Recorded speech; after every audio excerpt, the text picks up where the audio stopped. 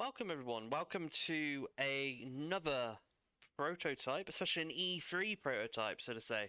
This is C-12 Final Resistance. Now, if you don't know what C-12 Final Resistance is, it's a fairly decent PlayStation 1 game that was released in the later years of the PlayStation's life. This game is made by Cambridge Studios, same people who made the Medieval series. And this E3 demo here is a lot different compared to the final cut. So we're just going to begin. So this E3 demo features the second part of the first level when you get into the hospital after going through the streets on the first part of the first level. But so, as we can already see, I will obviously be putting comparisons and what have you on the screen. We can see that the rooms, the character, and everything just looks very, very, very different compared to the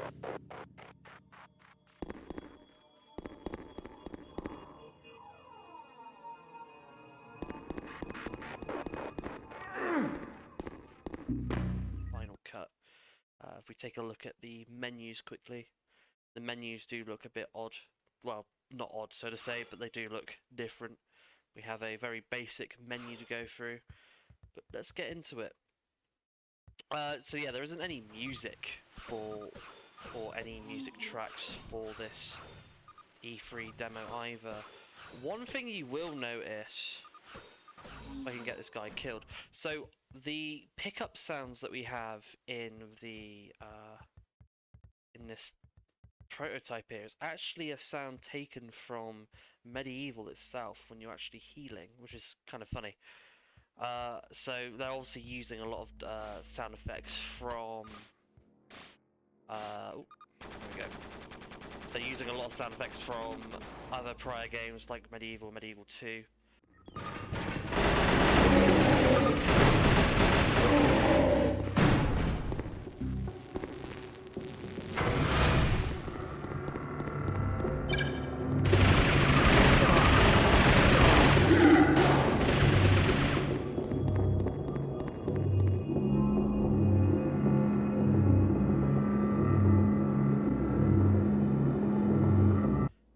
We have the lobby of the hospital here, which is very much different.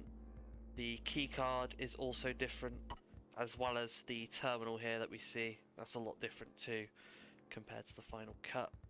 Everything's very, very basic in this prototype, and it would be because it is an E3 demo, obviously showcased at E3.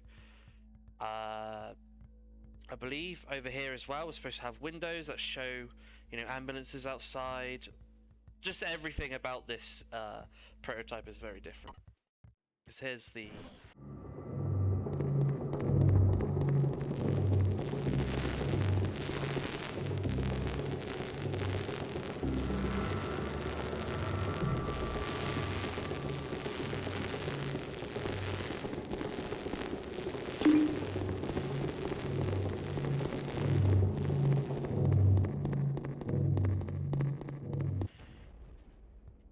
medic box that we need to take over to the soldier over here.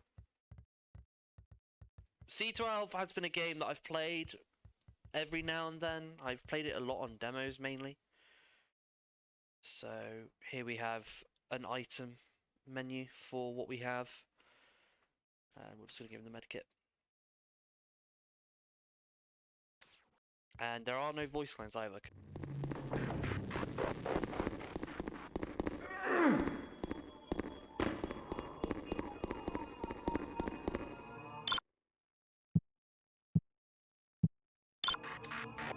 There you go. Ugh, thanks. Vaughn to base. I've got a man down in Sector 34F. We need a medical backup team in here to get him out. Over? Loud and clear, Recon 2. Will do. Over and out. They're coming to get you. It's going to be all right. Compared to the final cut either. So we're just going to head over to the storage room where we can find ourselves a health kit and some bullets. Like I said before, the sound effects that you hear from picking up certain items is from medieval itself, so just to showcase, when we pick up this health, it's very different. And also the health item looks different too.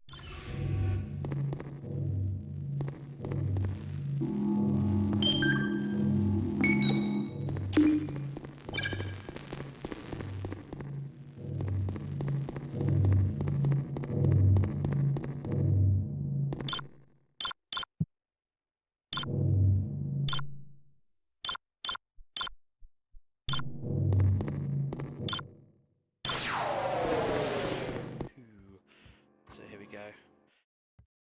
Just use that key card on that door. Health, well, the shield item here is also different too. Let me just take out that recon droid there. There we go. The shield looks also very different as well, which is also very cool. All health there. Camera angles are different also. There's a lot of things that have been changed in this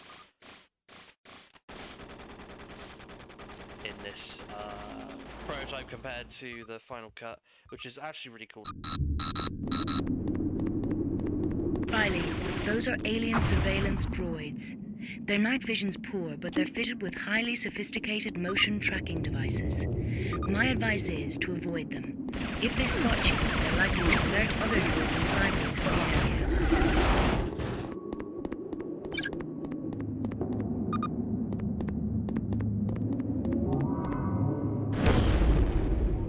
See, and we're just gonna, there we go. You also notice different things, such as like the ladder being different, and just loads of things are different in this version of the game. It's so cool to see. What I'm more excited about is the difference in how the character looks. If you compare how the character looks compared to the final cut, it looks very, very different. And now we come across this crossroad here where we need to get the...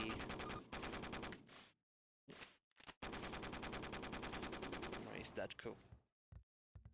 Where we have two things that we got to do in this level. We have to get the demolition charges and also the detonator. We're going to go over here. What's interesting about this area is that in the final cut it's actually a construction area or demolition area. Instead, in this E3 demo, it's just a simple archway that goes into the next part of the level.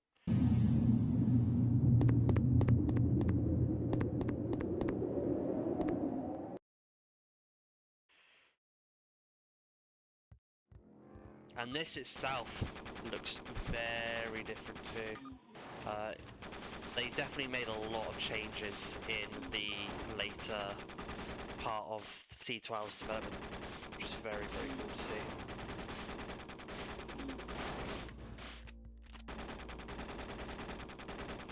One thing you will know that's missing from this build as well is there is no first-person view either, which is cool.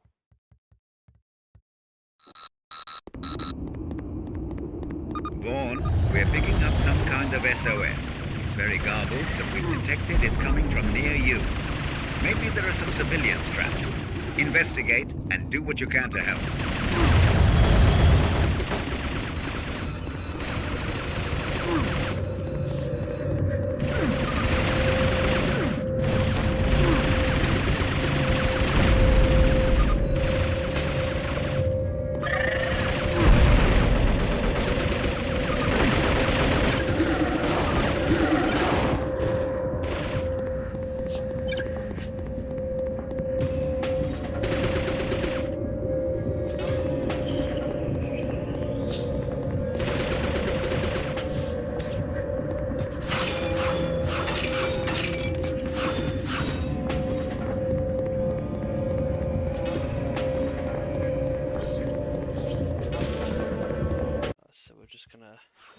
Get rid of that shield there. There isn't actually a shield in the final cut, I don't think. That shield over there we actually need to destroy with a turret, which is located up here. That actually took me quite a long time to realise when I was looking into this.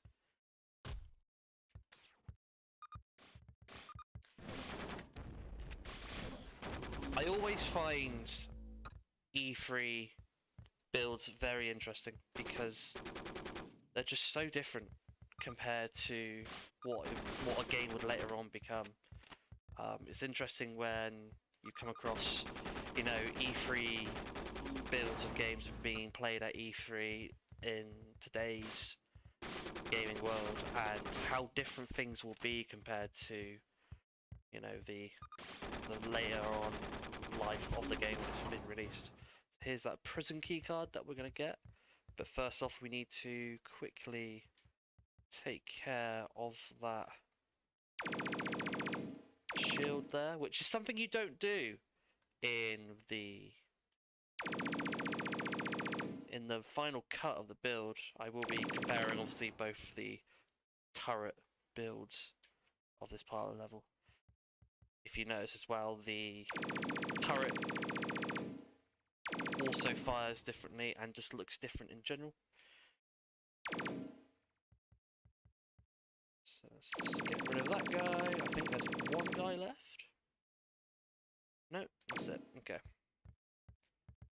Now we can go through our comms quick.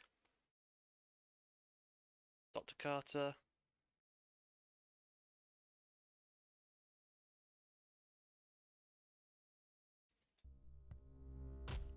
Now, does it actually... It doesn't actually play the voice lines, which is very different. Obviously, there are voice lines in the final cut when you are playing the game and getting the communications and such. And here are the resistance soldiers, and we are just going to release them quickly with the keycard here. Something that I've realised as well in this build is that it automatically uses the keycards on certain you know, places and whatnot. In the final cut, you actually have to go into your main menu and then use the keycard.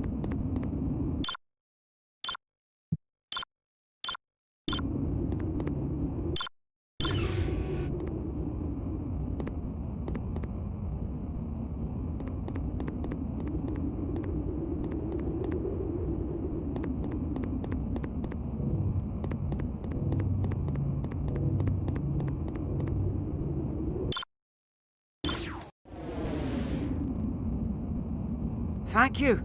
Thank you so much. God only knows what they would have done to us. Don't think about it. Listen, maybe you can help.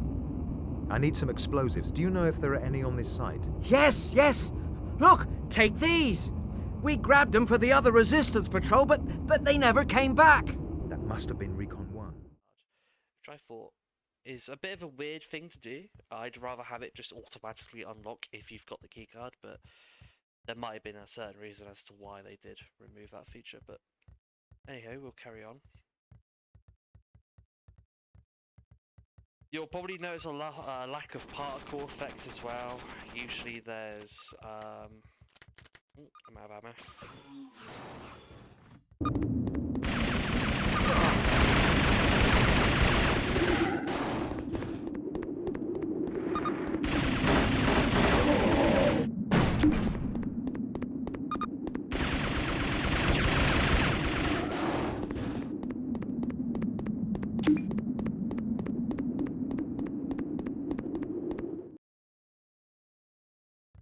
Usually there's like a lot of fires and just a lot of ambience in general. There isn't really that much ambience at all in this E3 build, which is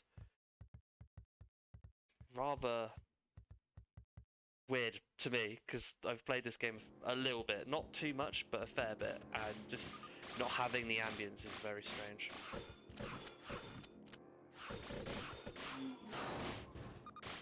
Now I may die here. There we go. Let's speak to the resistance soldiers that have been kept here. Captured by a group of cyborgs. We have to go save them. A cyborg will come out. Give me that.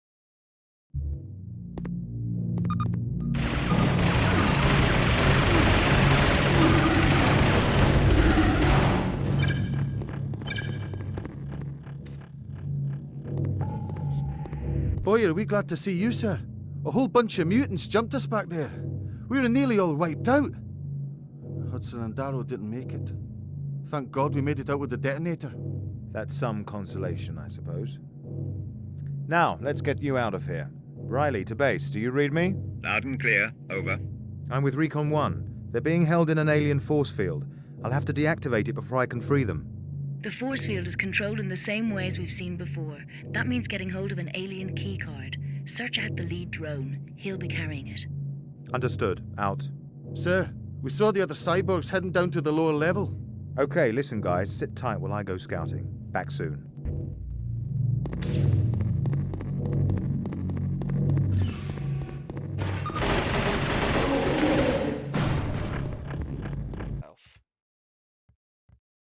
And you'll notice here as well that just the whole entire level in general is very, very different.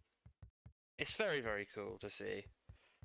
I do really like this build.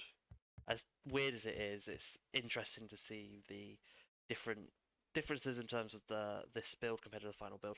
So I'm just going to make a quick save here because this part of the level is fucking... Oh no, it's not this part. So what's interesting about this...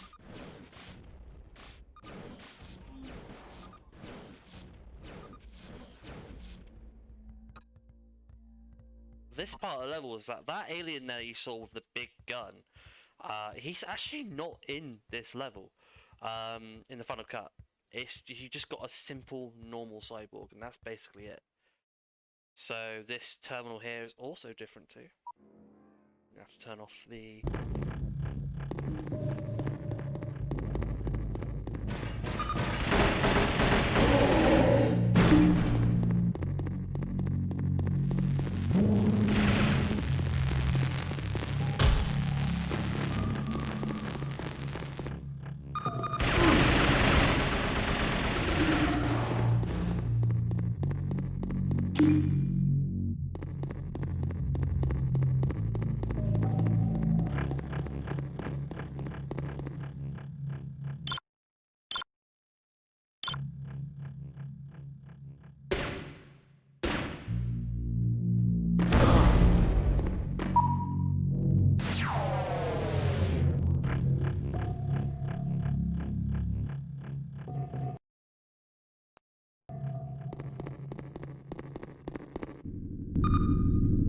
So this is where I need to do a quick save because this part of the level is a bit irritating.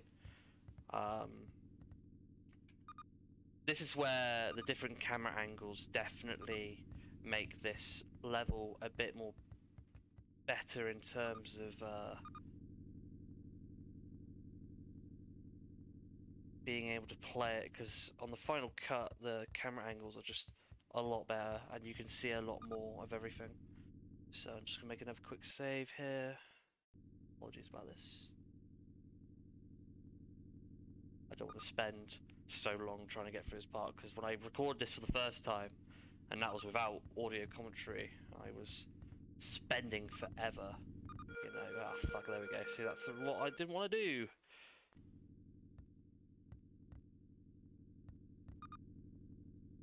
And what's annoying as well is that you can't kill these robots either, or these androids, or these cyborgs, so to say. These cyborgs are...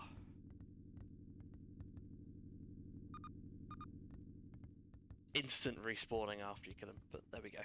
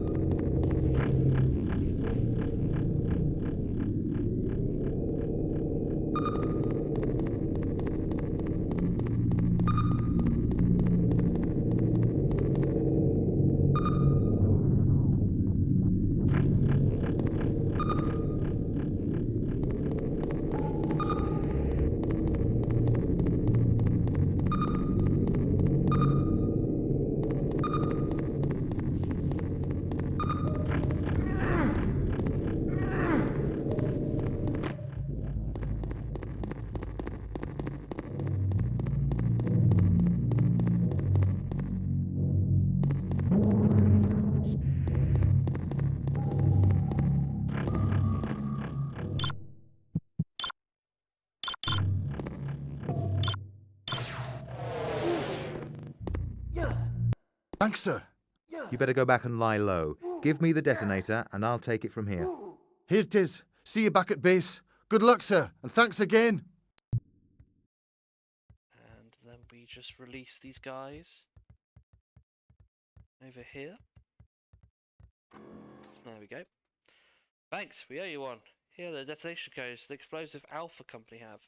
We lost contact with them in the residential area. You'll need those explosives to break into the outpost. Don't worry, my man. We've already got the explosives. Now, this is going to be a bit difficult because I have hardly any ammo left, which is funny. Because we have a boss fight coming up, so hopefully I can survive. I hope. I hope I can survive and do this quick. Because I want this. Don't want to be spending too long doing this for you guys, because I know I could be wasting a lot of time and whatnot. There we go. We've planted the explosives.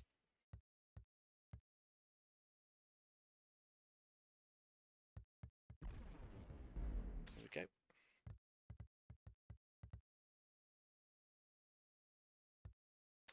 There we go. There's a view of our character there. Now, one thing you'll notice in this boss fight is that the boss fight in this E3 build is a lot quicker compared to the final cut. I did find it quite difficult actually trying to fight this boss in the final cut, but with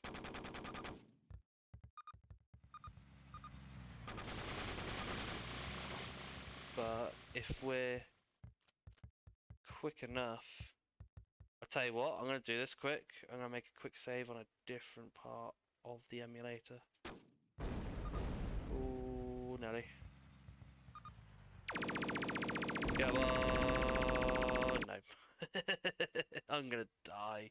God damn it. Okay. Riley, our sensors show a massive energy surge in the area. The explosion set something off. Be sure you take extra care.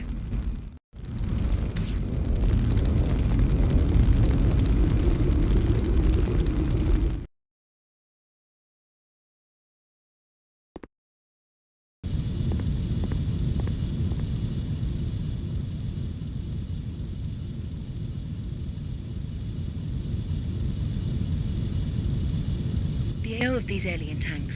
They're used by the aliens to transport cyborgs about the city. Be careful.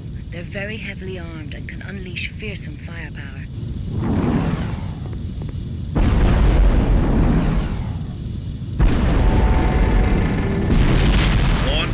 Vaughn, you know how to deal with this. Use the surroundings as cover and avoid the laser fire. And whatever you do, don't forget the threat from its rockets.